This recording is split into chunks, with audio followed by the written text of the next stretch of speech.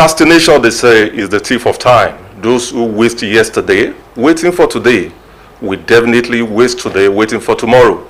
So never waste your time waiting for the right time to begin. What you really need to begin with is the right spirit. Going by the Newton first law of motion, for those of us that study science, it says a body will remain in its present state of rest except it's acted upon by external force. Does that to let you know that nothing moves until you take a step. Nothing changes until you make a move. So I want you to, take into cognizance this morning the essence of taking the first steps. It may be difficult, but let's do the mathematics. If you are really interested in getting the desired result, if you multiply 1,000,000 by 0, you still get 0. Or if you multiply 1 by 1,000,000, you get 1,000,000. That's to let you know that that 1 is actually the first step you need as you start the journey to success. So with that motivation, we welcome you to AM Today, your Monday morning current affairs show that keeps you informed, enlightened, and as well engaged. Today promises to be a very interesting and engaging one. Stay glued to your screen as we navigate the journey together. My name is Alex Adejoye, and I'll be your host this morning. Of course, I'm not doing it alone. I have, a special someone. We're talking about taking first steps. Today, she's taking her first step on the show. Today is her debut. Let me welcome her in a ceremonial way. Beautiful people, audience of AM Today, permit me to introduce to you Adebukola Oba. She's a TV host, and she's joining us today. Thank Good morning. Thank you so much, Alex. Good morning. How are you doing? I'm very well, thank you. Good morning, Ondo. It's a beautiful morning here in the Osrc studios at Orita Obele, and I'm excited to be here with you on AM Today. And thank you so much for allowing us to be a part of your morning as we discuss important issues that actually matters to you. My name is Adebukola Oba. Please stay with us.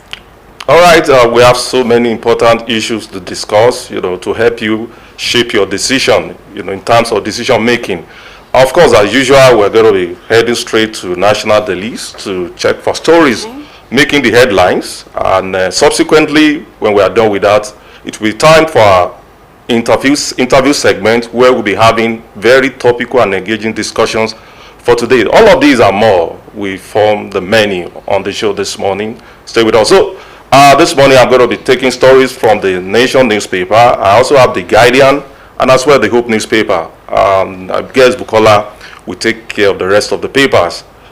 Coming from the Nation newspaper, lead on the story, Ibadan Convention, Appeal Court decide PDP's fate Monday. Speaking of today, just take a few paragraphs from that story. The Court of Appeal in Abuja will on Monday render a judgment in the 9 consolidated appeals filed by the two factions of the People's Democratic Party, PDP, on the decisions of the Federal High Court in Abuja. Information about the panel judgment is contained in notice sent to parties by the court registry. A 3-member panel of the court had, after hearing the appeals on February 12, reserved its verdict till a date to be communicated to parties. The appeals were principally against the decision by the Justice James Omotosho, Joyce Abdulmalik, and Peter Alifu at the Federal High Court in Abuja. PDP two factions, once led by Saminu Turaki, SAN, and with Abdurrahman Mohammed as its National Caretaker Committee chairman, are in conflict over the party's leadership. Both judgments by Justice Omotosho and Lifu restrained the party from conducting November 15 and 16, 2025 National Convention, from which Turaki emerged as the party's national chairman. Justice Omotosho was in a suit marked FHC ABJ CS 2120-2025 filed by the 3 aggrieved members of the party: Austin Wachuku, Imo PDP chairman; Honorable Abraham Nana, Abia PDP chairman; and Turai Halab George, PDP secretary South. Defendants in the suit were the Independent National Electoral Commission (INEC), the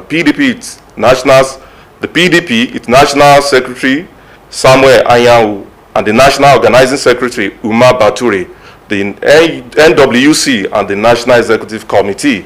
In his judgment on October 31, 2025, Justice Omotosho, among others, issued an order restraining the INEC for recognizing the outcome of the National Convention plan for Ibadan, Oyo State, on 15 and 16 by the People's Democratic Parties.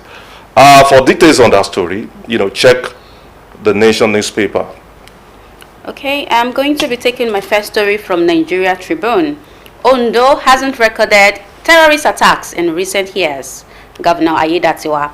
Governor Aiyedatiwa also clarifies relationship with Interior Minister, and it says Governor of Ondo State, Lucky Aiyedatiwa, has said the state has not experienced any terrorist or bandit attacks in recent years, noting that security agencies have been able to contain threats despite occasional cases of kidnapping. The governor made this disclosure during a media chat in Akure while responding to questions on security and political developments in the state. According to him, the state has remained largely peaceful since the tragic attack on worshippers at St. Francis Catholic Church, Owo, during the Owo Church massacre. Aiyedatiwa, however, acknowledged that there have been isolated cases of kidnapping for ransom, but assured residents that security agencies are actively working to tackle the menace and ensure the safe release of victims. If you'd like to see more on this story, you can see that on Nigerian Tribune. Okay, still with the Nation newspaper. The federal government review options as Iran world impact grows. With the rider, petrol prices crosses 1,000 naira per liter. Queues return. Nigeria not facing physical collapse. Edu insist FD activate measures for safety of nationals in the Middle East. The federal government is currently assessing the possible economic impact of the growing conflict in the Middle East on the national economy, as the parties involved in the crisis showed no sign of backing down soon. One of the immediate fallout of the hostilities is the rise in the crude oil price to $90 per barrel at the international market, and the hike in the cost of petrol in Nigeria to over 1,000 naira in many parts of the country. Government has also set in motion machinery to evacuate Nigerians, most of them students in Iran. And the United States, Israel, and Iran remain locked in exchange of missiles and drones for the 7th day during running yesterday. Iran President Mossad vowed in television broadcast yesterday that his country will never surrender to Israel and the U.S. Iran's enemies must take their wish for the unconditional surrender of Iran people to their graves. The president said Donald Trump threatened that Tehran will be hit very hard. And the nation gathered yesterday in Abuja that the federal government economic management team had launched into a review of the situation to see how best to minimize the negative effect of the crisis on Nigerians and the country. Details you get in the Nation newspaper. Okay, going to the Punch now. One of the top stories here reads, SDP seeks greater inclusion representation for women. And it says here that the SDP chairman Ajia Sadutu Abdullahi on Sunday called for greater inclusion and representation of women in Nigeria's political and leadership spaces as the world marked International Women's Day 2026.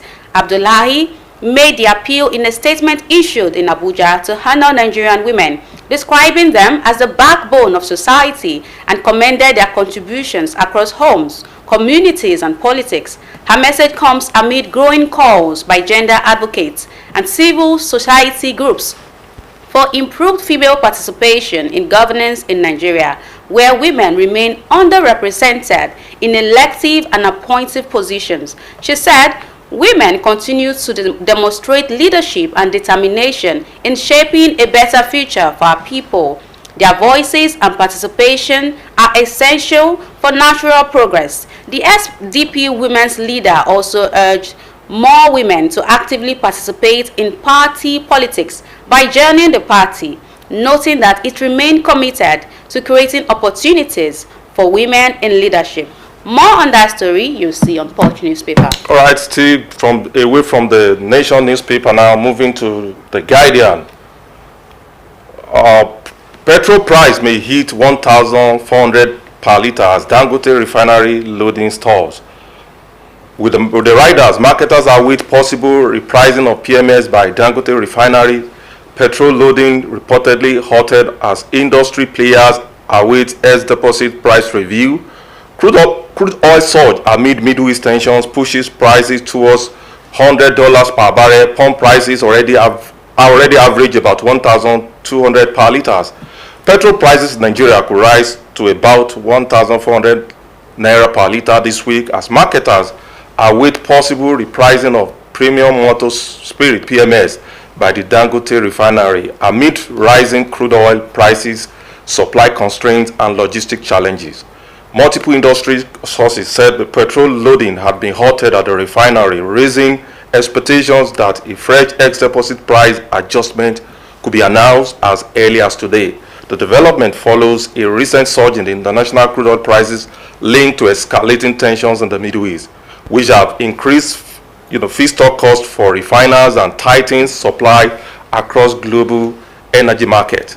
With pump prices already averaging 1,200 naira in some part of the country, marketers said the price may hit 1,400 naira per liter as crude oil races towards $100 per barrel. For details, you find in the Guardian newspaper.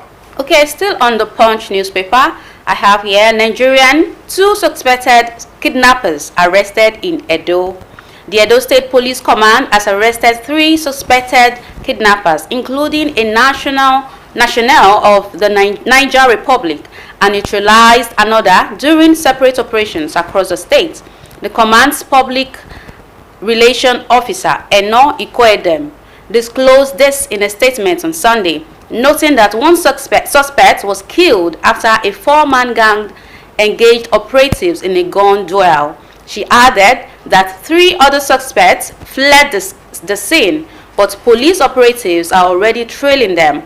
Arms were also recovered from the gang's hideout in a forest. According to the statement, the operations followed earlier reports of increasing kidnapping incidents in communities within Edo Central Senatorial District. The Commissioner of Police, Monday Agbonika, has early led a strategic security deployment to the area, spending 6 days there between February 16 and 22, 2026 to assess the security situation and reposition personnel for improved policing.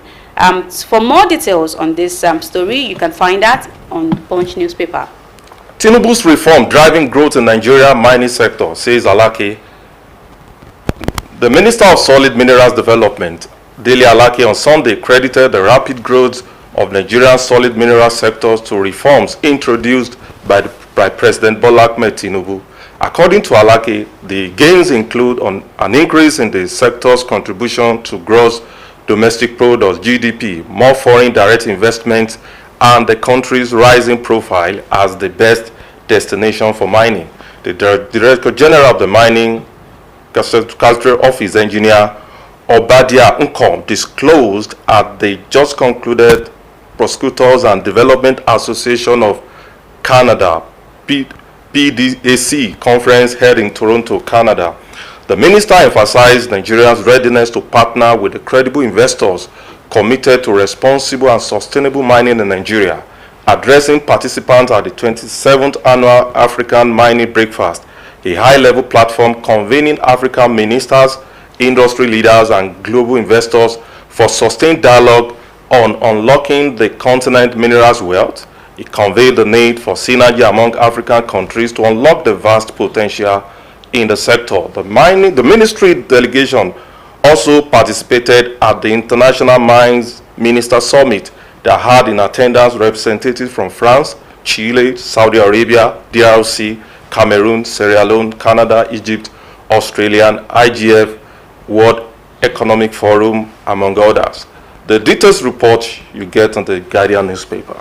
Okay, from the World News on Nigerian Tribune, I have here, Iran's next supreme leader won't last long without my approval, said by Trump. That's the president of the United States. Donald Trump has said Iran's next supreme leader may not remain in power for long if the individual does not receive approval from the United States. Trump made the remark on Sunday during an interview with ABC News as discussions continue in Iran over the selection of a new supreme leader.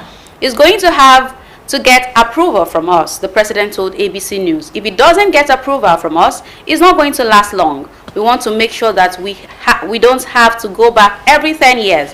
When you don't have a president like me, that's not going to do it. He added, I don't want people to have to go back in 5 years and have to do the same thing again or worse.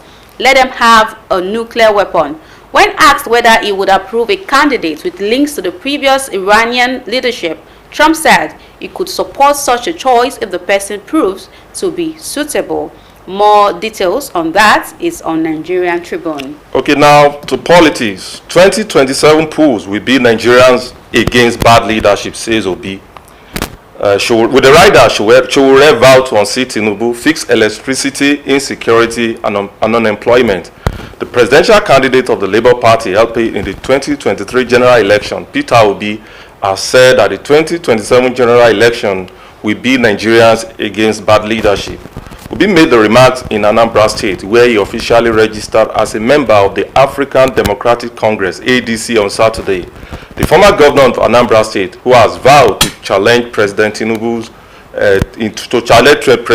in 2027 election, also called on Nigerians to participate in ongoing online registration of the ADC.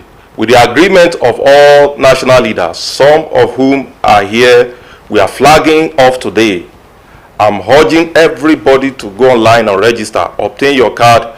We want to register as many Nigerians as possible. The election in 2027 will be Nigerians against bad leadership. I assure you, the election of 2027 will be Nigeria fighting for justice, Obi said. He stressed that the Southeast geopolitical zone deserves the presidency, saying no zone can claim to be more Nigerian than the Southeast. Some people will say Southeast want this or that. Southeast is part of Nigeria. Southeast want to serve. No other zone will claim to be more Nigeria than the Southeast, because everywhere you go in Nigeria, you see someone from the Southeast who has built a house and is living there. For details, you check the Guardian newspaper. With that, we place a wrap on newspaper review this morning. We'll take a break now. When we come back, it will be time for our first discussion for today. It promises to be very, very engaging. Stay with us. We'll be right back.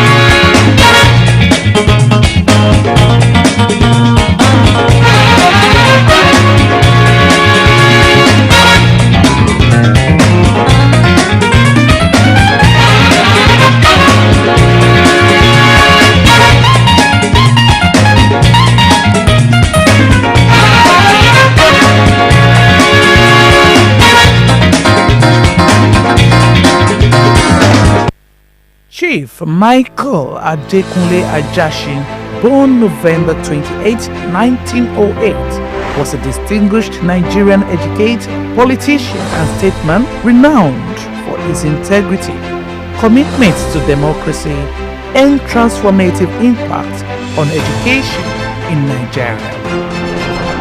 Born in Owo, present-day Ondo State, Ajashi began his education at St. Andrew's College, Oyo, from 1924 to 1927, where he trained as a teacher.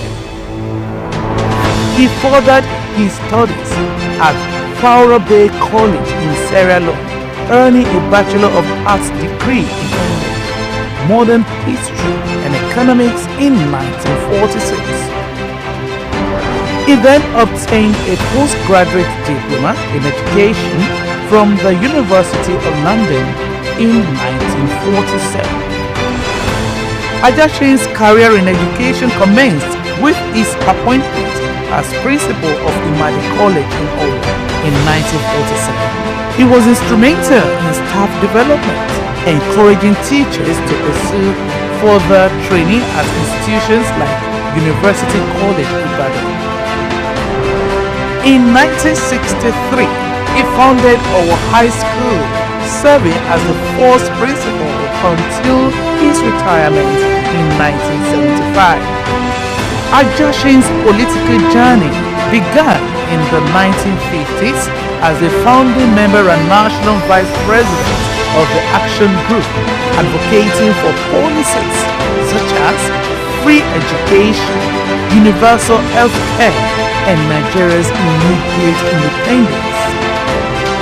He served as a federal legislator from 1954 to 1966. In 1979, he was elected governor of Ondo State under the Unity Party of Nigeria (UPN) with Akin Omoboriwo as his deputy. His administration prioritized education, establishing the Ondo State University in 1982, now Ekiti State University, and the Polytechnic Owo. In the 1983 elections, Ajashin was initially declared the loser amid allegations of electoral malpractice. However, the Supreme Court later reinstated him, affirming his victory. His tenure was cut short by the military coup on 31 December 1983. In 1939, Ajashin married Babafunke Tenabe, a fellow educator. They had 4 children, including Olajumoke Anifowoshi, who later served as Attorney General and Commissioner for Justice in Ondo State. Ajashin's commitment to democracy was evident in the 1990s when he became a leading figure in the National Democratic Coalition, NADECO, advocating for the restoration of democracy and the recognition of MKO Abiola's electoral mandate. His activism led to his arrest in 1995 under General Sani Abacha's regime. In recognition of his contributions, Ondo State University was renamed Adekunle Ajashin University in 2000. His governance style, marked by simplicity and incorruptibility, remains a benchmark in Nigerian politics, as he once stated. And I quote, "I came into office in October 1979 with a set of my own rich native dresses and left office in December 1983 with the same set of dresses. No addition, no subtraction." His legacies continue to linger in memories, generation after generation.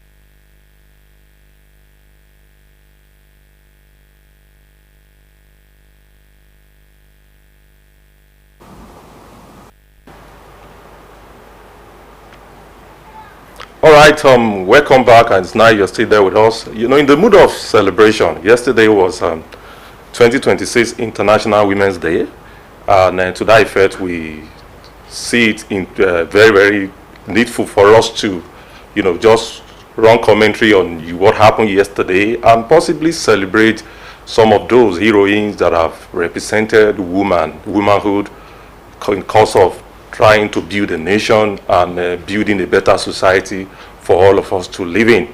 I'm not a woman, but I have someone in this, you know, Bukola is here, she's a woman. And Bukola, yesterday was 2026 International Women's Day. Yes, it How was. did it go, really?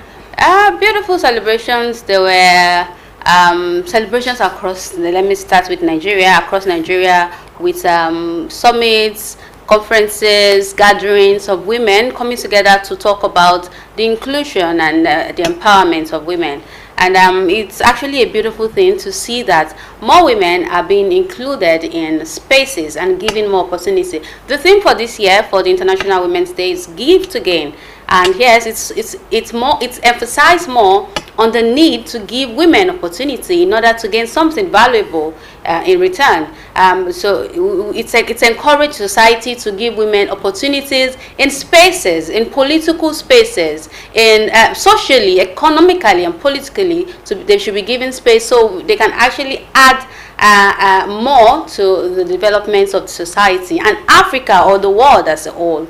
So I'd like to run through some of the heroines who have actually impacted history or shaped culture in the time past. Across Africa's history, we've had courageous women who rose to lead and defend their people. They shaped the nation and they contributed to the development of the continent. Part of them is the first female Alaafin of Oyo, who is Orompoto. Who led with strength, you know, and she led Oyo through period of stability, and you know, it's actually a beautiful thing to see that they've been a female Alaafin. That's a good one. Obviously, as a matter of fact, from what I discovered, I did a little research about her some years back, and discovered that she was indeed a fantastic war strategist. She defended the Oyo Empire. As a matter of fact, she defeated the Nupe people to give freedom to the Oyo people. From what I also discovered, she masters the art of horse riding. So she was a military strategist to that effect, and we must give her credit for that. That's very, very interesting for having that kind of Alaafin, which kind of align with the saying, what a man can do, a woman can also do, but I don't want to agree with the better. Yes. I don't want to agree with the better. I also do not agree that. I do not agree. It's a popular saying. What a man can do, a woman can do better. But I do not agree with that. Because that saying alone brings competition. You know, are designed to lead, but women, they are designed to build, to create the enabling environment for men to thrive, for everybody to thrive. So I see them as builders of destiny. I see them as, the makers of leaders. So I also want to agree with the fact that there are exceptional cases where women with bravery can come up, step up to leadership position and lead just like man can do, and if possibly even do better. I totally agree with that. But in as much as you are coming up to take up leadership roles, but your primary assignment, which is building, making, how far have you gone with it? Have you been tested? Can you give a proper account of it? So you are not qualified to lead if you have not done what you're supposed to do from the point of view of your primary assignment. So that's just my take on that. So let's also look at Princess Pupupu, a princess credited as the founder and first ruler of the Ondo Kingdom. Wow. Okay. This is a woman who helped, who is credited as the founder and one of the first female ruler of Ondo Kingdom. I think she's the granddaughter of Alaafin. Yes. They came all the way from Oyo to establish the Ondo Kingdom that we all know today. That was a nice one. I remember that story as well. Okay. Okay, so next on the list here is Moremi Ajasoro, popularly, of course, the popular Moremi Ajasoro of the Ile-Ife, who sacrificed greatly for our people from invaders. I read from the story that what she did, she tried to disguise herself among these invaders so that she can learn what their plan, secret of the secret of the Benin, the Benin, so she can know what they want to do for her people. So she disguised, and she was within them. They did not even know it was Meremia Ajasoro at that time. So she was able to learn from them, and with that, they were able to defeat these people. That's actually a courageous thing to do at that time. So that state talks about military as well. Yes. You know, military intelligence, and we have to give it to us. Yes. Okay. Yes. And next year I have Amina of Zazo from the northern parts of the country, a fearless warrior queen of the Zazo, known for expanding her kingdom through military campaigns. It's known that she led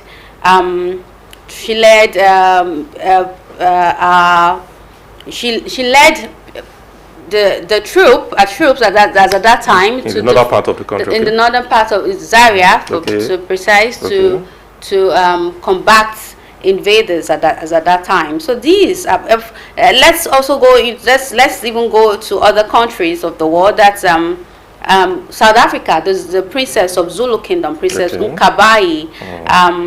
She's a political strategist who influenced leadership of the Zulu Kingdom. So also to the Ethiopia Empresses Tetu, Betul, and Empress Zeditu. These women led with strong leadership and devotion to tradition. So one thing is that these women, African women, has shown us that African women precisely, have always been involved in the leadership and the shaping of society. So it's when we say women, the girl child should be empowered. It's not just about equality. It's about thinking of the future of the continent. What do we want for Africa? If we want Africa to grow, we have to empower its women as well. When women are empowered, when women rise, when women are given opportunities, we have opportunity to shape the continent as well. The continent also rise. So with that, I'm going to end on that. Yes, I agree with you that the destiny of the girl child should be seen beyond the purview or the context of becoming a wife or a mother.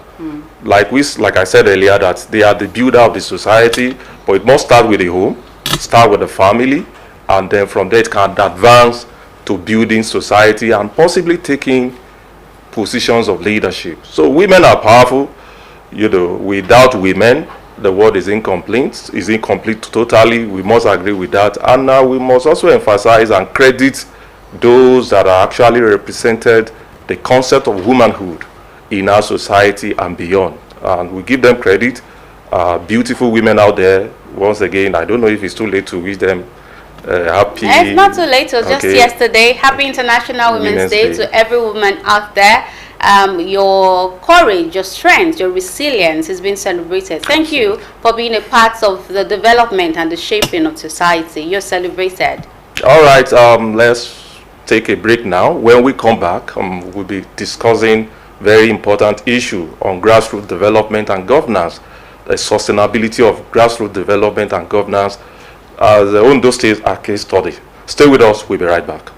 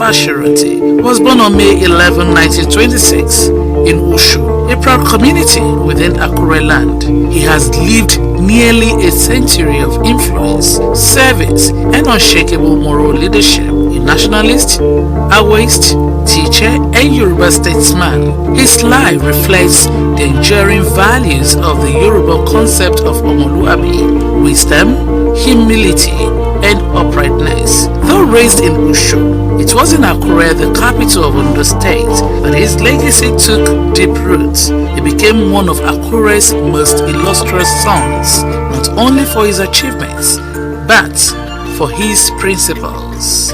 Fashiranti's academic journey took him from primary school in his village Ushu to Ondo Boys High School, then to Yaba Higher College, and to University College Ibadan, Nigeria's premier institution at that time.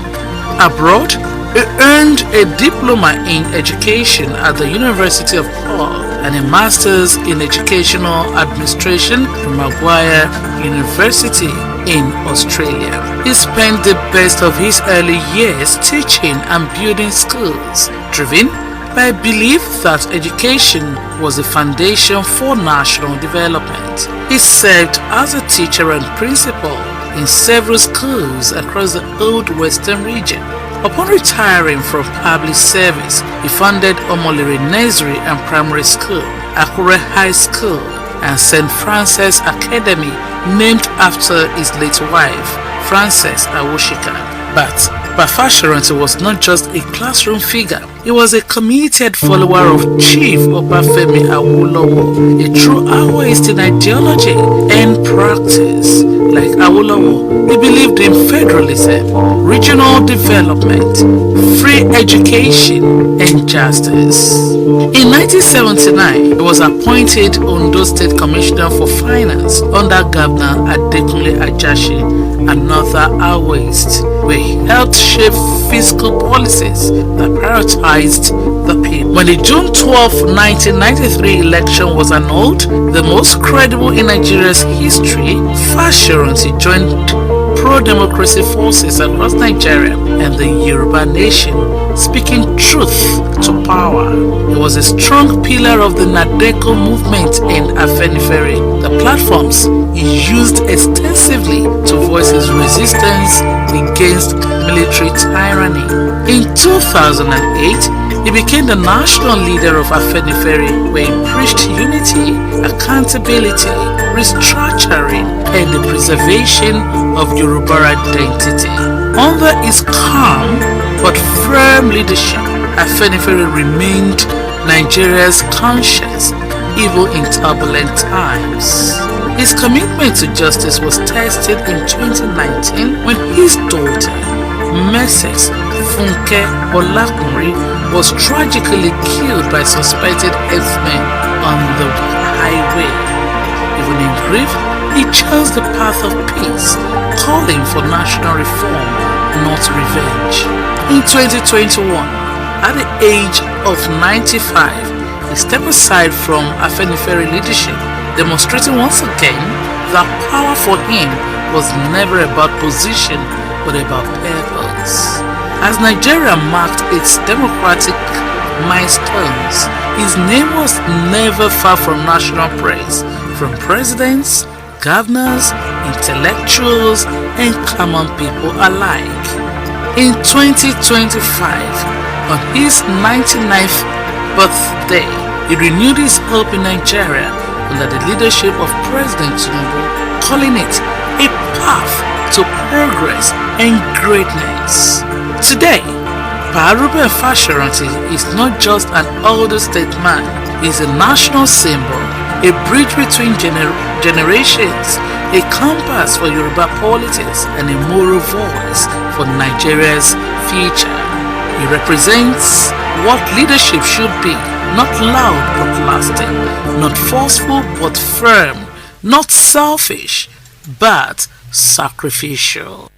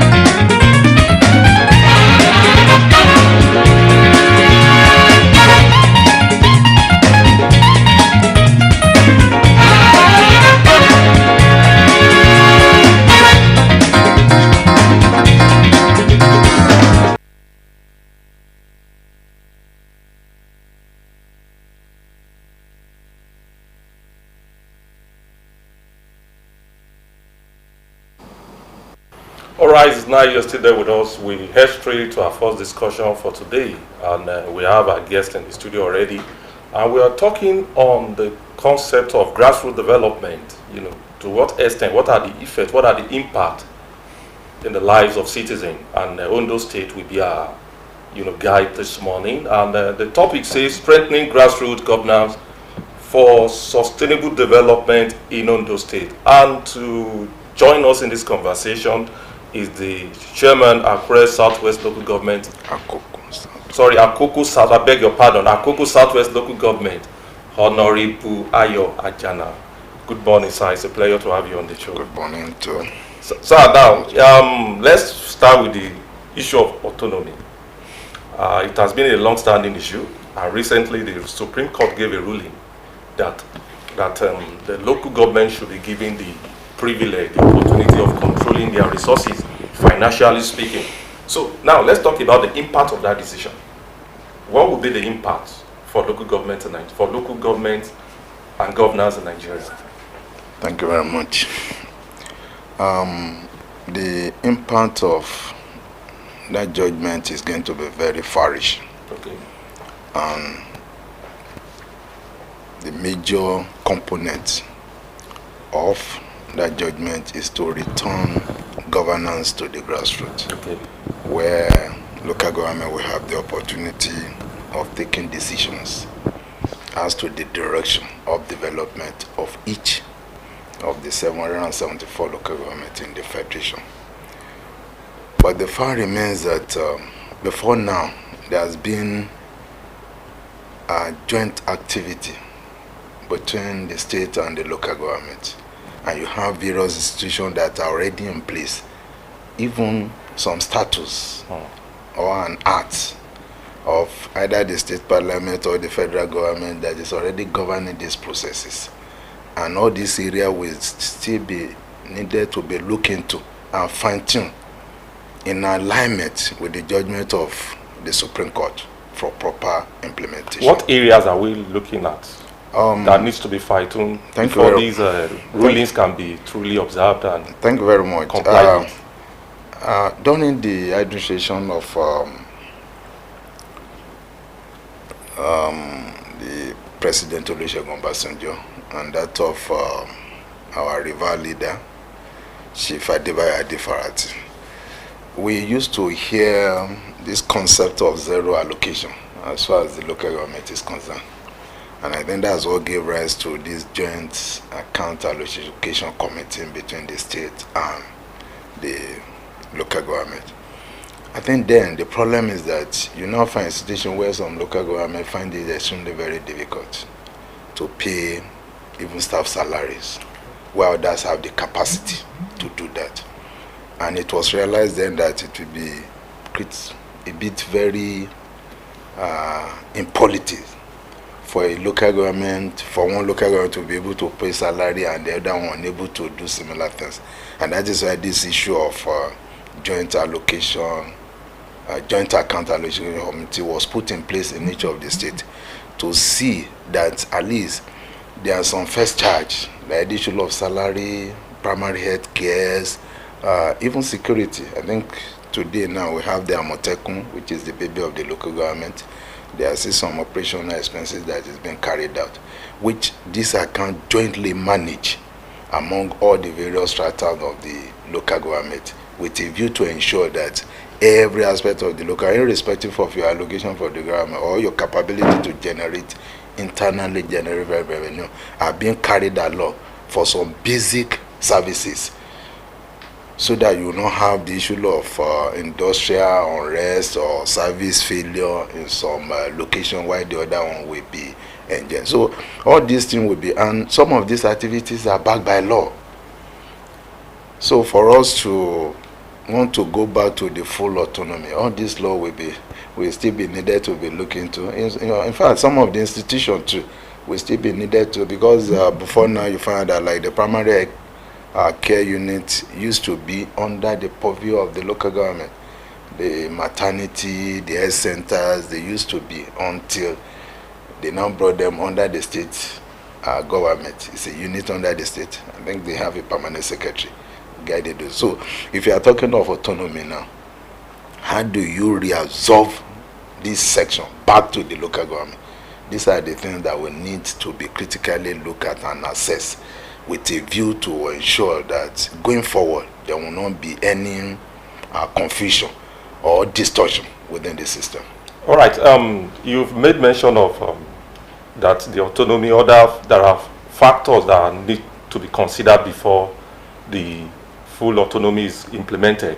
But critics will argue that beyond autonomy, that the autonomy itself is not even sufficient to drive grassroots development in the local government. What other reforms, from your own point of view as an administrator, do you think can be chipped in to? You've made mention of Amotekun, for instance, the local regional security system, which is okay. What other reforms do you think can be factored in to drive grassroots development? Well, thank you very much. I want to make this correction that autonomy is very, very key to the grassroots development. But not sufficient. Because it empowers the administrator at the lower level of governance, especially in the areas of resource allocations. Okay. Then we look at, for me, my experience in the time past, I think the human capacity too needs to be upscaled to meet the modern challenges of governance, where people still believe that an average citizen, where you believe that it's your duty to just push file around, rather than seeing it at my seat is to deliver service to the people at the grassroots. So rather than see yourself as a servant to them, you are seeing yourself as a lord. When you do whatever you want to do, when it so please you, at your own time, without considering their own needs or the timeliness of when those services should be delivered to them. So I think one of the potent area that needs to be looked into is the issue of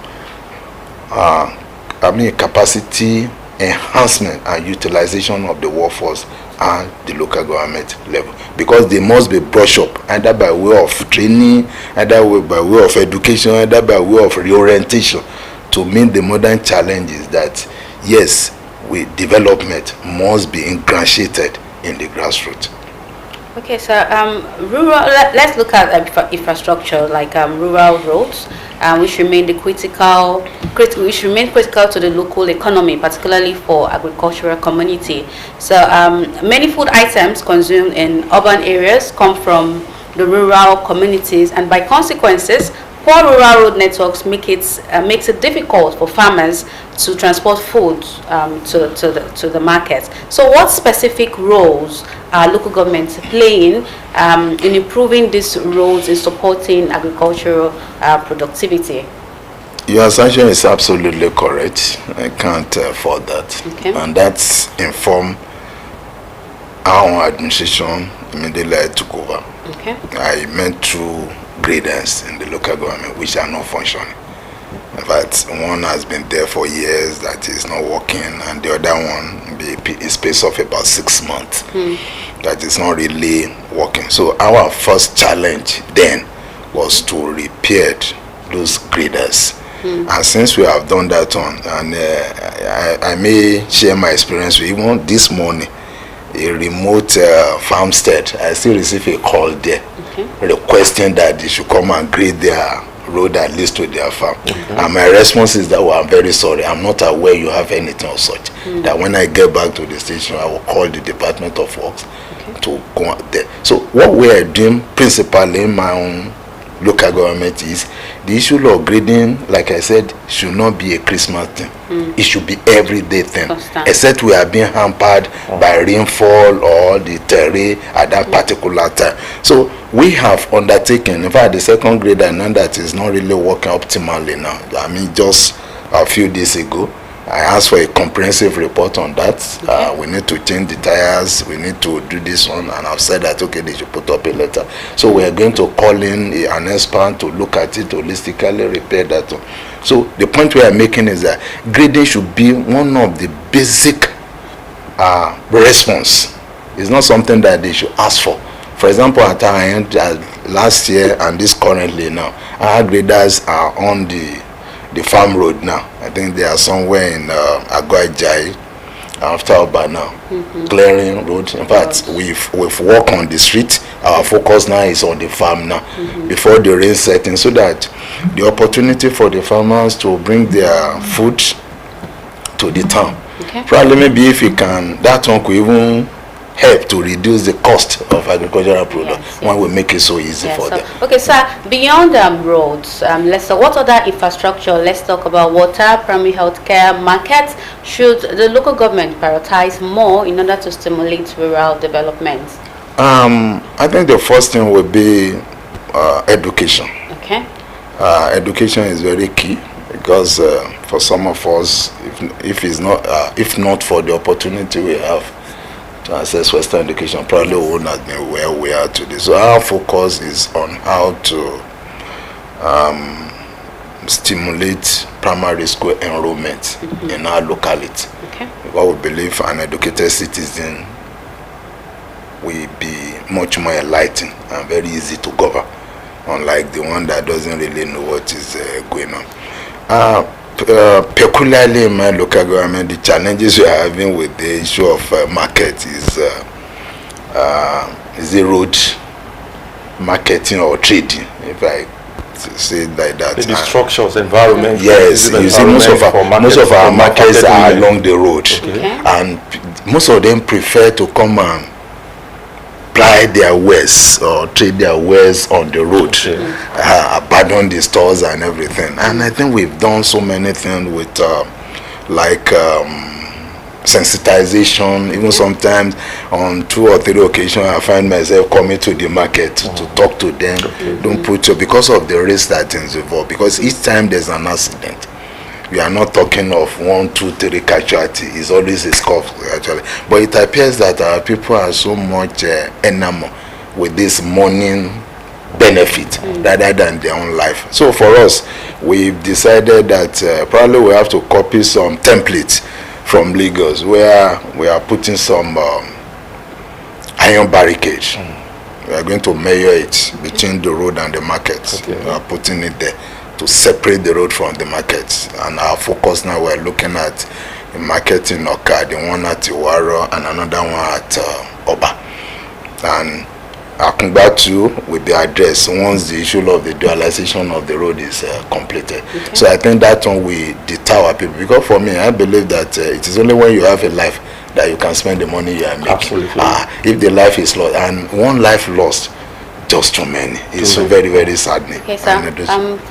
What about the healthcare system? Recently, there were ambulances that were deployed to many local governments. Was the local government part of? Sure. Okay. And I even have some. I think yes. I want to appreciate His Excellency, the Honorable Dr. Lokorimisan Ayedatiwa, because it's on note that about around 12 health centers within the state have been reactivated, upgraded, and more facility provided. And sometimes ago I was at a barbing salon when somebody was complaining that how can a governor be commissioning a keke nape for ambulance and this, and I laugh. I said, you people are operating from a perspective of ignorance, complete one. I told them specifically that this vehicle is over 112 that was supplied to the state.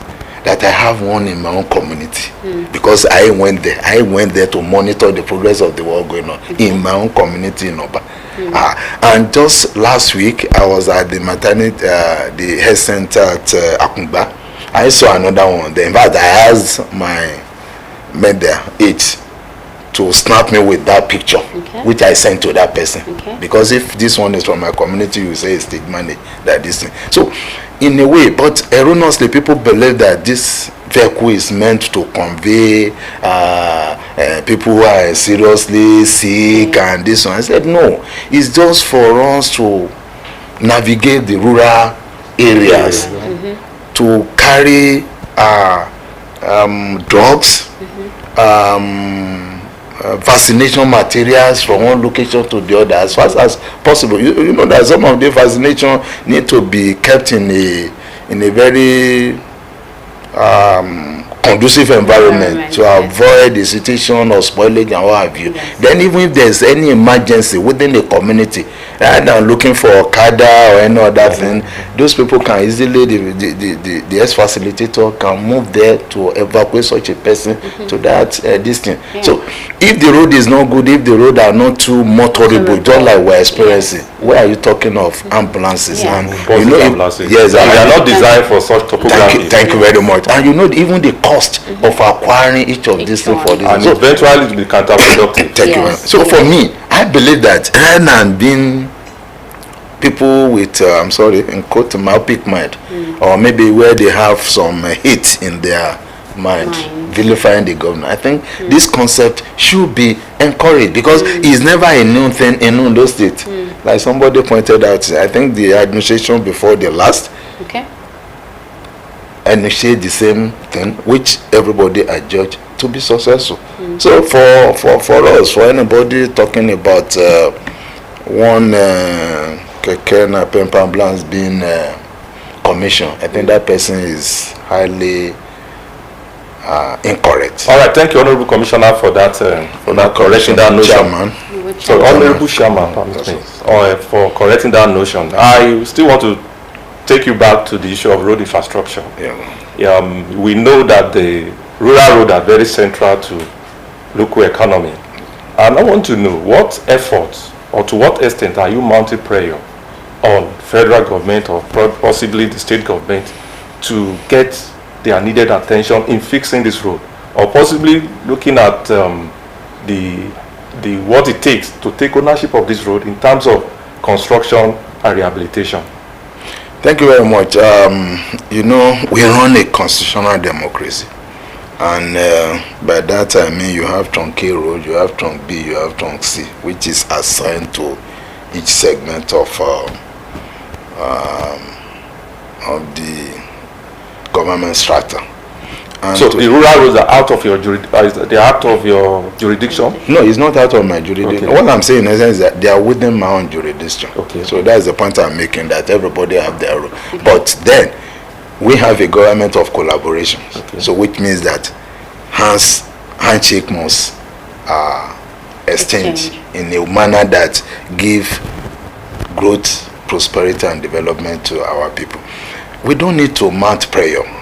That is the truth of the matter, because the governance at the state level and even the federal level, they are more than ever before are quite very, very sensitive and concerned about the development in each of these areas. It might interest you to know that just last year, the governor of Ondo State approved 5 kilometers of road for each local government. These are meant to be rural roads. So, and you can imagine after completion of all these works, the efforts on the development of the local government and the economy of that community.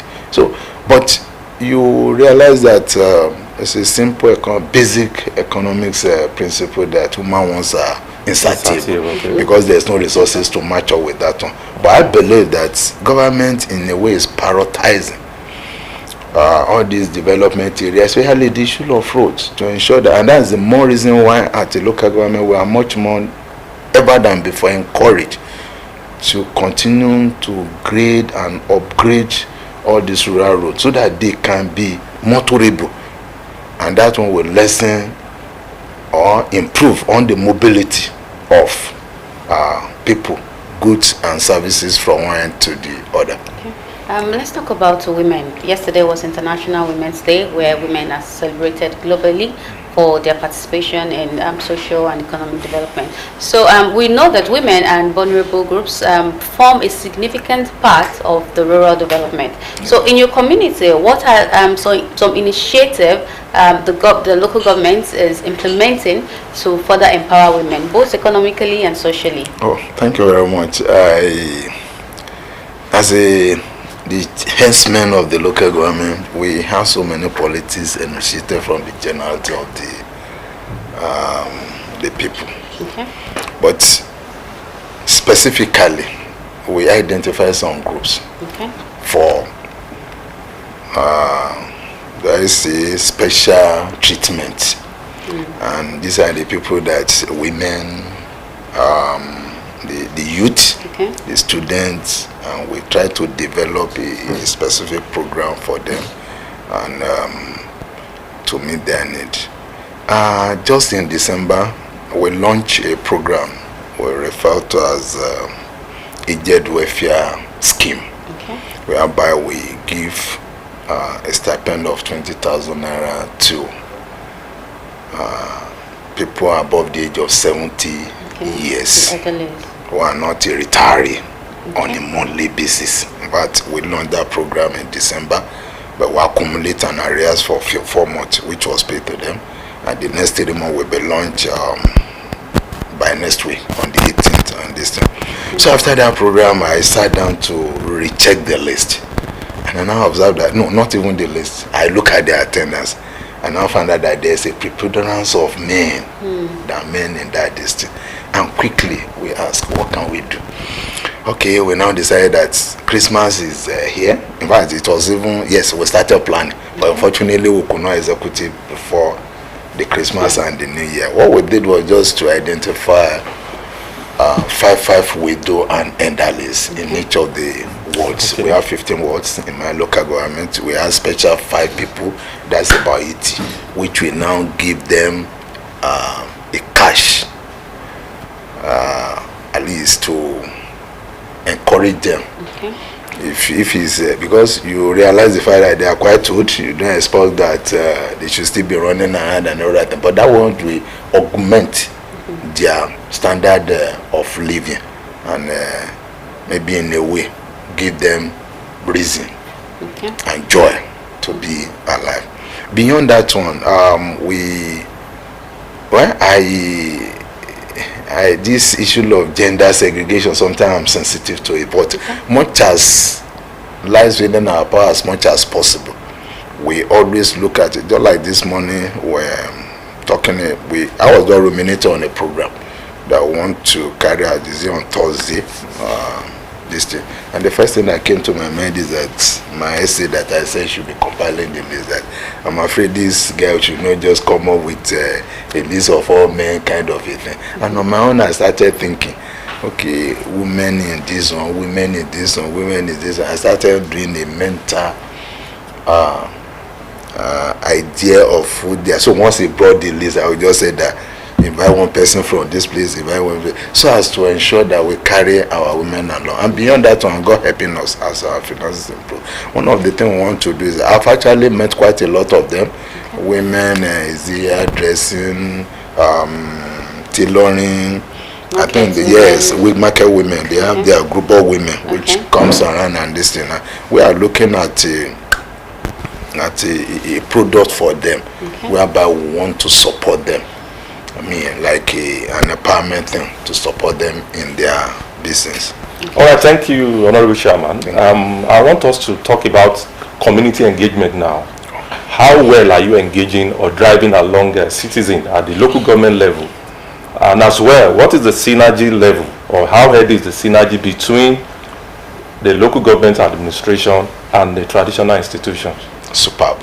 Okay, now let's start with to what extent are you sensitizing the citizen to, giving them the orientation of safeguarding public infrastructures?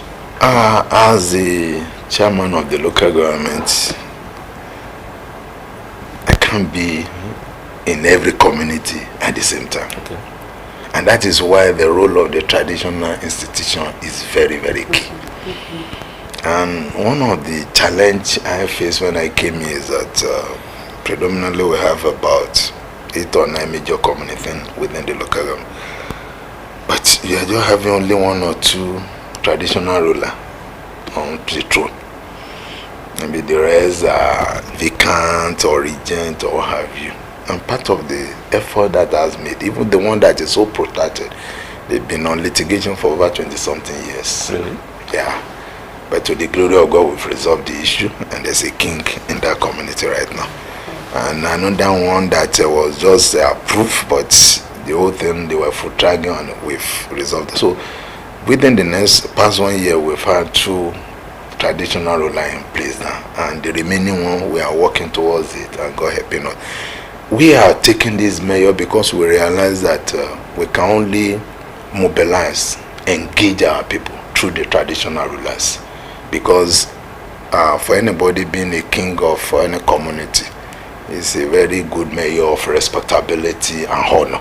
So we believe that yes, there are people will listen to them and make sure that we get a feedback to it. And because of that one, as a local government and under the able leadership of our governor, it's interesting to know that the local government have provided brand new vehicles for the traditional institutions throughout the whole state. Mine not an exception. And the reason is not far-fetched, because we want to call on them at any time, either in the day or in the night, and they will respond. So it's not going to be an issue of that my token vehicle break down. You don't have that one. That's why I will provide a brand new vehicle for them, so that they will be at the beck and call of their community services at every point in time. So the relationship has been very robust, and I must appreciate the traditional institution in my local government under the leadership of His Royal Majesty Oba Adepori Yusuf Adeleye, JP MN, who has been, in fact, his contribution, the Olubaka for Kalan in Nonokuku, his contribution has been immeasurable, and the way he has been propelling the traditional institution within the local government. It's good to hear that, because of our time we have to go. Yeah, what message do you have for citizens at the local government level to believe in grassroots governance in Nigeria? Thank you very much. My advice is this. Governance is a business of all of us. It's not only those people who are sitting at the government house and those people on the street. You just distance yourself from such a thing. So it's going to be a collaborative thing. And then as a citizen, you should believe in those people in the position of leadership. Cynicism should be taken from our dictionary, and above all, engage the leadership rather than engaging in destructive or criticism born out of hatred. If you want anything like me, if I receive any call from anywhere, this thing has not been done, I'm very sorry, we will look into it.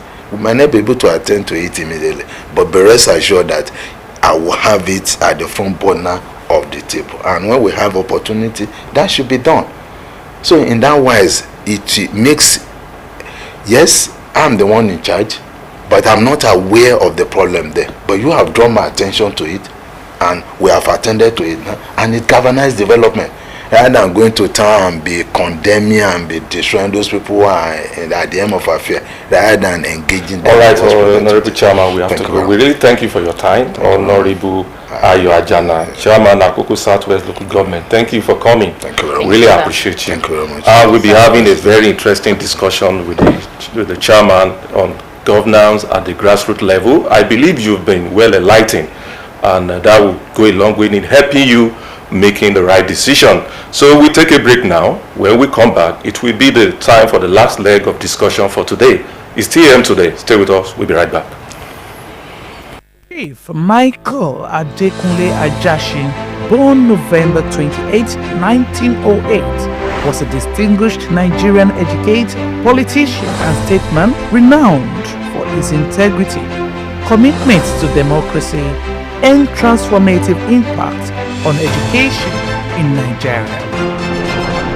Born in Owo, present-day Ondo State, Ajashi began his education at St. Andrew's College, Oyo, from 1924 to 1927, where he trained as a teacher. He furthered his studies at Fowler Bay College in Sierra Leone, earning a Bachelor of Arts degree in English, Modern History and Economics in 1946. He then obtained a postgraduate diploma in education from the University of London in 1947. Ajashin's career in education commenced with his appointment as principal of Imadi College in Owo in 1947. He was instrumental in staff development, encouraging teachers to pursue further training at institutions like University College Ibadan. In 1963, he founded our high school, serving as the first principal until his retirement in 1975. Ajashin's political journey began in the 1950s as a founding member and national vice president of the Action Group, advocating for policies such as free education, universal health care, and Nigeria's immediate independence. He served as a federal legislator from 1954 to 1966. In 1979, he was elected governor of Ondo State under the Unity Party of Nigeria (UPN), with Akin Omoboriwo as his deputy. His administration prioritized education, establishing the Ondo State University in 1982, now Ekiti State University, and the Polytechnic Owo. In the 1983 elections, Ajashin was initially declared the loser amid allegations of electoral malpractice. However, the Supreme Court later reinstated him, affirming his victory. His tenure was cut short by the military coup on 31 December 1983. In 1939, Ajashin married Babafunke Tenabe, a fellow educator. They had 4 children, including Olajumoke Anifowoshi, who later served as Attorney General and Commissioner for Justice in Ondo State.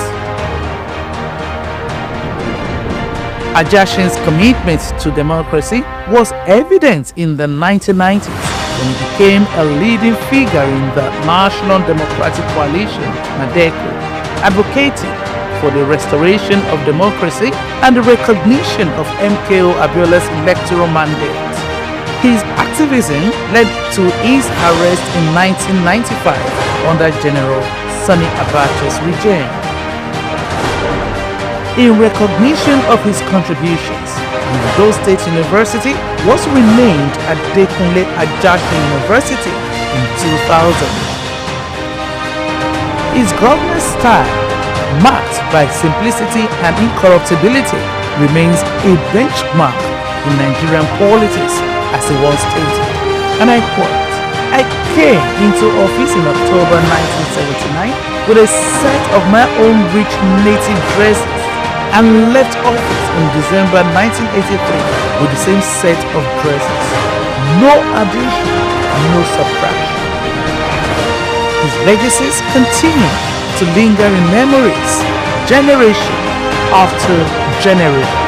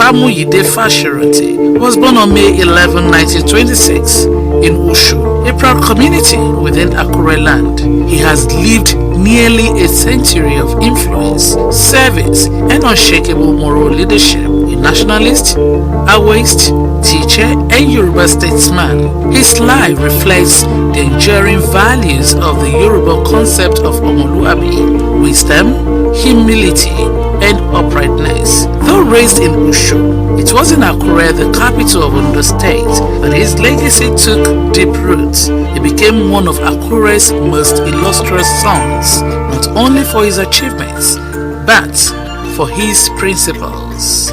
Fashiranti's academic journey took him from primary school in his village Ushu to Ondo Boys High School, then to Yaba Higher College, and to University College Ibadan, Nigeria's premier institution at that time. Abroad, he earned a diploma in education at the University of Hull and a master's in educational administration from Maguire University in Australia. He spent the best of his early years teaching and building schools, driven by a belief that education was a foundation for national development. He served as a teacher and principal in several schools across the Old Western region. Upon retiring from public service, he founded Omolere Nursery and Primary School, Akure High School, and St. Francis Academy, named after his late wife, Frances Awoshika. But Fashiranti was not just a classroom figure. He was a committed follower of Chief Obafemi Awolowo, a true Awoist in ideology and practice. Like Awolowo, he believed in federalism, regional development, free education, and justice. In 1979, he was appointed Ondo State Commissioner for Finance under Governor Adekunle Ajashi, another Awoist, where he helped shape fiscal policies that prioritized the people. When the June 12, 1993 election was annulled, the most credible in Nigeria's history, Fashiranti joined pro-democracy forces across Nigeria and the Yoruba nation, speaking truth to power. He was a strong pillar of the Nadeko movement in Afenifere, the platforms he used extensively to voice his resistance against military tyranny. In 2008, he became the national leader of Afenifere, where he preached unity, accountability, restructuring, and the preservation of Yoruba identity. Under his calm but firm leadership, Afenifere remained Nigeria's conscience even in turbulent times. His commitment to justice was tested in 2019 when his daughter, Mrs. Funke Olakunri, was tragically killed by suspected herdsmen on the highway. Even in grief, he chose the path of peace, calling for national reform, not revenge. In 2021, at the age of 95, he stepped aside from Afenifere leadership, demonstrating once again that power for him was never about position but about purpose. As Nigeria marked its democratic milestones, his name was never far from national praise from presidents, governors, intellectuals, and common people alike. In 2025, on his 99th birthday, he renewed his hope in Nigeria under the leadership of President Tinubu, calling it a path to progress and greatness. Today, Paarube Fashiranti is not just an older statesman, he is a national symbol, a bridge between generations, a compass for Yoruba politics, and a moral voice for Nigeria's future. He represents what leadership should be, not loud but lasting, not forceful but firm, not selfish but sacrificial.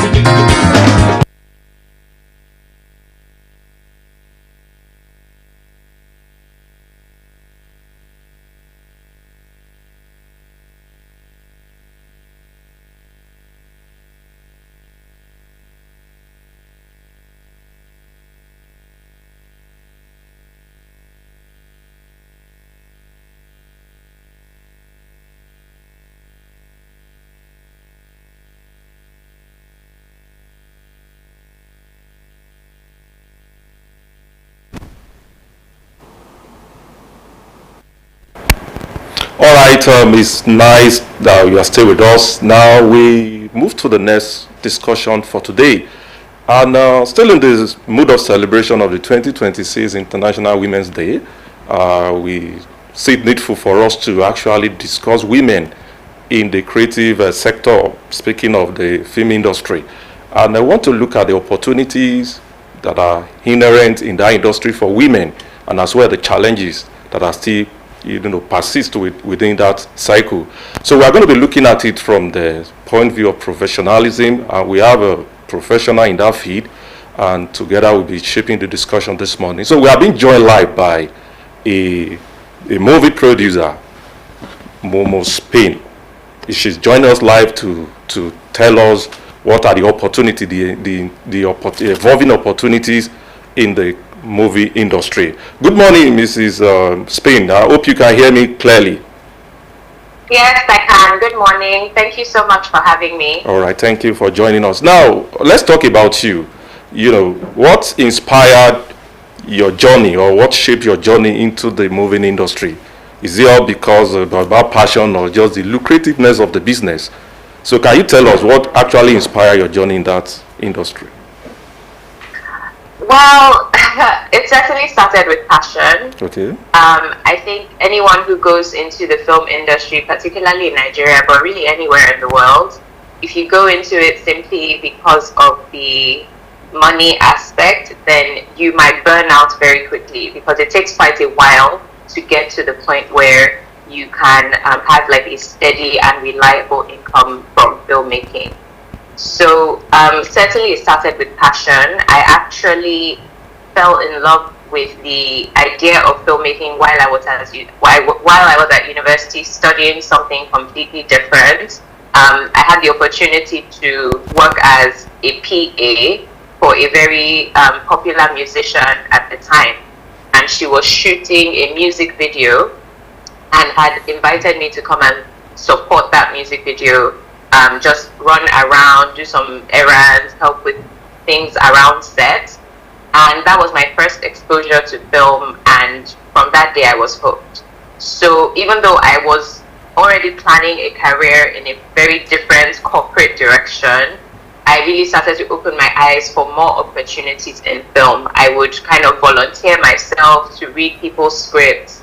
I would volunteer myself to shadow filmmakers that I knew in Nigeria when I was on holiday from school. So over time, the passion and the interest brought me more and more into the industry, gave me a deeper understanding, and simply because of that passion, I was able to get a lot of really big opportunities early in my career that I might not otherwise have received. So yeah, from there, I just kept working. After about 7 years of being self-trained and kind of working, taking advantage of the opportunities that were available to me, then I went to film school for 2 years to kind of formalize my film education and also open up other areas of film that I could work in, because I started as a producer, but there are other technical aspects of filmmaking that require a little bit more education. So by going to film school, I was now able to learn more about directing, about cinematography, about editing, about all these other important departments that make a film come to life.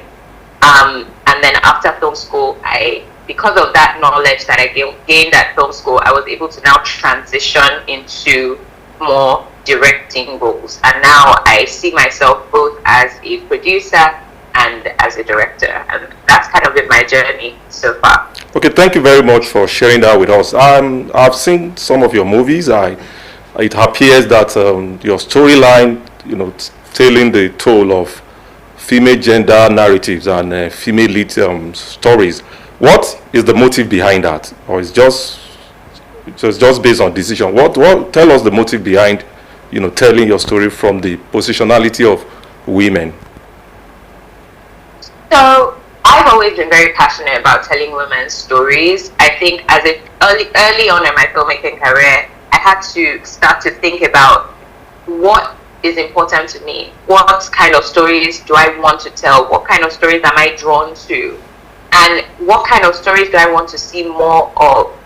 And the answer was always, it always came back to either stories that celebrated women, stories that had female leads in unusual positions than you would typically see them in Nollywood, or films or content that serve female audiences, because I felt that, you know, being a woman myself, I understand how women want to be spoken to, how women want to be communicated with, the things that pique their interest culturally, versus the kind of assumptions that are made about women on a very broad level.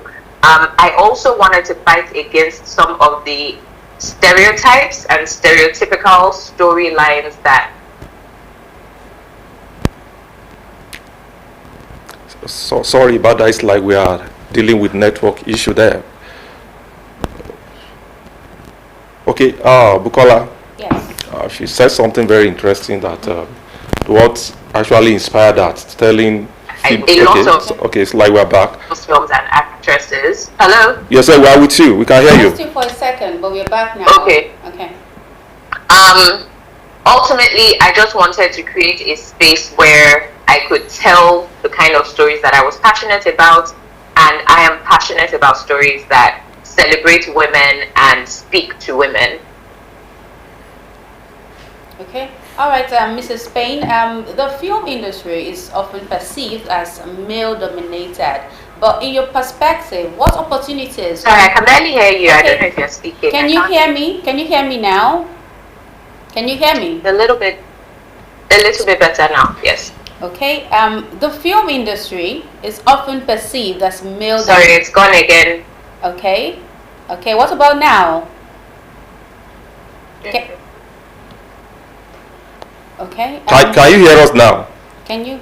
I can hear you, Alex. Okay, speak. Maybe you should speak louder. Can you hear me now? Can you hear me now? Can you hear me now? I can hear the can you. Okay, what she's trying to push a question to you. What about now? What about now? What about now? Can you hear now? Okay. Okay. Speak. So the film industry is often perceived as male dominated. Can you hear that? Okay. Okay, maybe I should relate that to you. She's saying that the film industry is seen from the point of view of being male dominated. So she's now asking, what are the opportunities, embedded in that industry that women can take advantage of?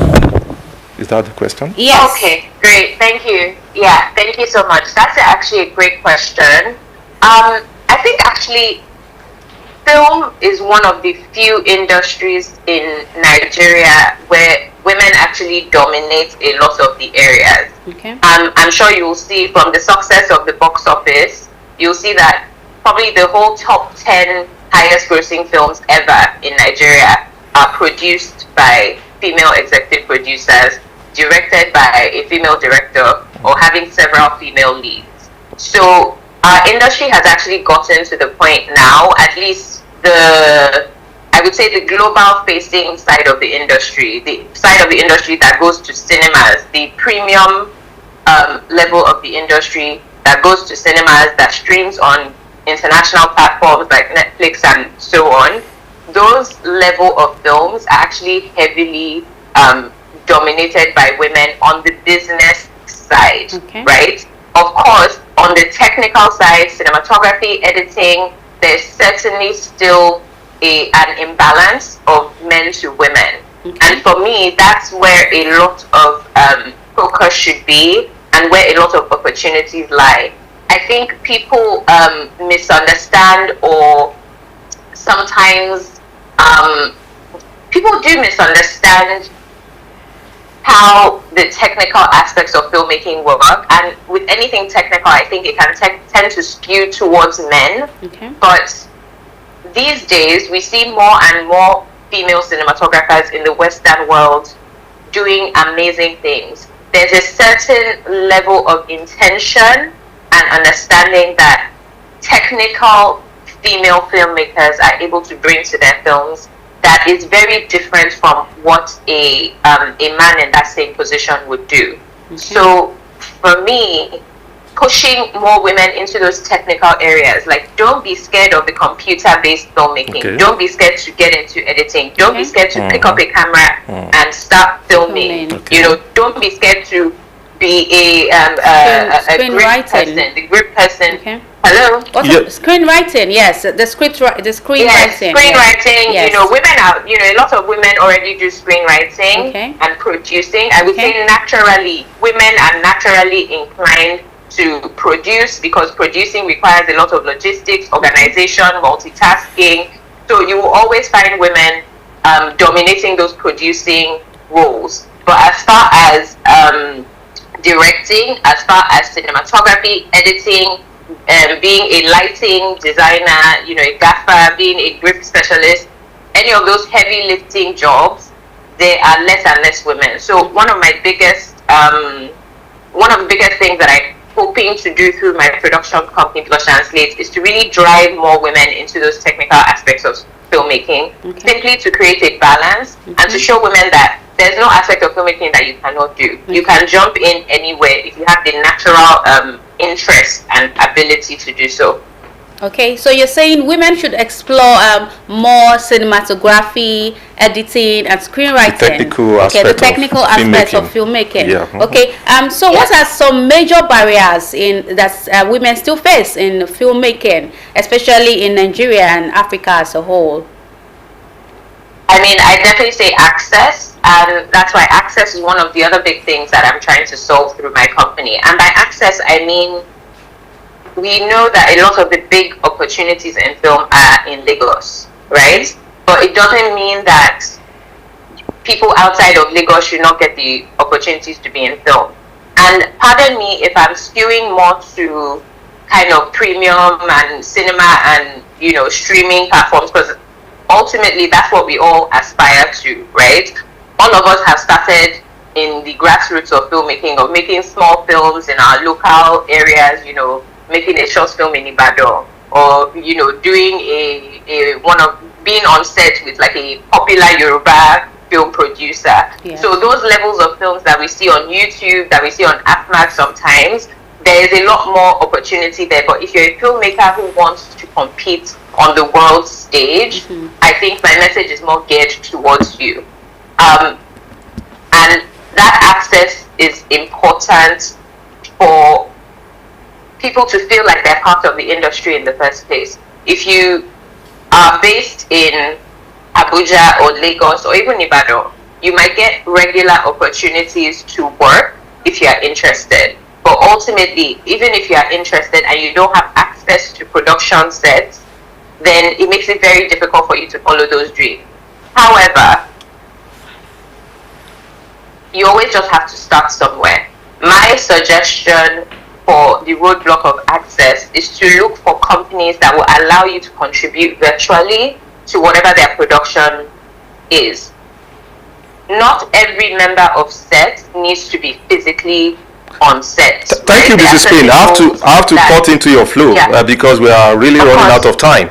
I said I have to cut into your flow. Sorry about that. Now let's talk about you know, striking the balance now. Film industry, the filmmaking. You know, a woman, you're married. How do we, for other women that are interested in filmmaking, given the logistic nature of the industry of the film? So how do we strike the balance now? Sustaining your marriage, fulfilling your marital responsibility, and still, you know, progressing in your career. How do we do that? I think like any creative industry, you have to have a partner who is understanding of your work. And not just understanding, but supportive. Okay. I've had days where I've been on set for 20, 21 hours in a row, where I come back home at about 3 a.m. in the morning, and my husband has to force me to eat. He's already been waiting for me, saying, there's food in the microwave, you must eat before you go to bed, because he knows I'm going to sleep for 2 hours, wake up the next day, and go back to set again. So during production, it can be very, very intense, you know. But the balance, I guess, for me is that number one, having a really supportive partner who understands your career and knows that there will be periods where they might have to kind of cover up some slack. But ultimately, the balance is also that because we are filming does not mean we're always on set. Sorry, because you're a filmmaker does not mean you're always on set. So for instance, I would say last year I was probably on set for a combined 45 days throughout the year. And the rest of the year was just, planning shoots, being in post-production, going to the editor's office to review the footage, that kind of thing. So it is not intense every single day throughout the year, but you do have to have a partner that understands that in those few weeks or months of the year where you are on set, that the rules have to be slightly different from how your life runs on a day-to-day basis. Okay, so let me quickly go into mentorship because of our time. How important is mentorship and training and helping young women succeed in filmmaking? So can you tell us a bit on that, mentorship and training?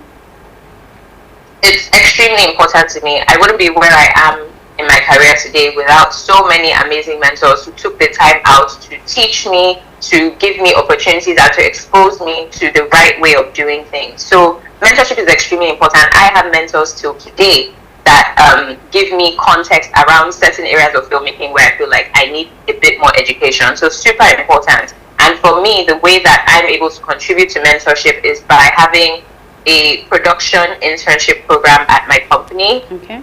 We just took in a round last month of interns, and what we do is we bring in interns on a 3-month, 6-month, 9-month or 12-month basis who have some time in between, say, graduating from university and looking for work, okay, or just in a period in their life where they don't know what direction they want to go in. Okay. We bring them into our system, we give them close-up of exposure, and the best part of it is that they do not need to be based in Lagos. They simply need to have internet and a laptop, and you're able to benefit from this program from wherever you are in Nigeria and actually in the whole world. Okay, thank you, Mrs. Payne. We have to go, but in 20 seconds, what message will you give to young girls who are passionate about storytelling and want to pursue careers in filmmaking? Be fearless. Don't knock down the door. Pick up a camera. Use your phone. Shoot a short film. Do whatever you need to do to show that you want to be a filmmaker. Nobody is going to come and save you. Nobody's going to come and pick you from where you are and teach you. You have to create opportunities for yourself. Thank you very much. I love that. That means you have to be one media to create your content. I love that. Interesting. Thank you so much, Mrs. Mospain, for joining us. We really appreciate your professional point of view. We appreciate that. She's a filmmaker, a TV producer, and a director. And like I said, I've seen some of your films.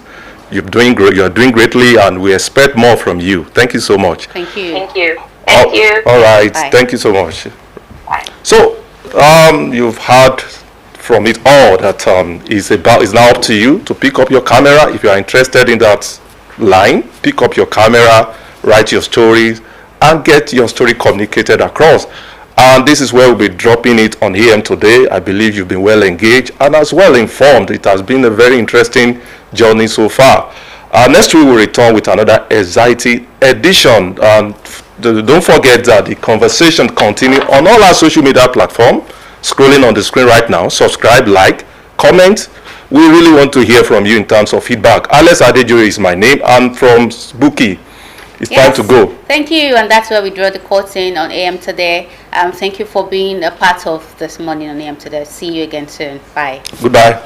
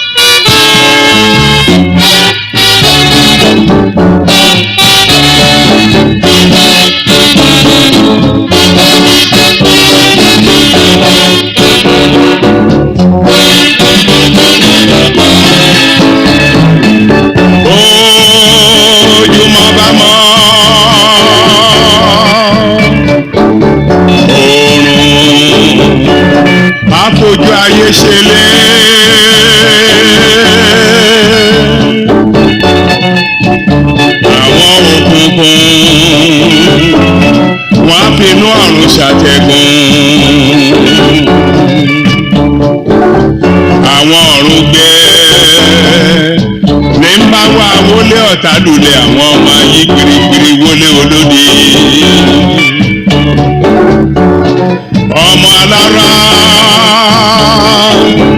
a máa polówó rẹ̀ nílé ara.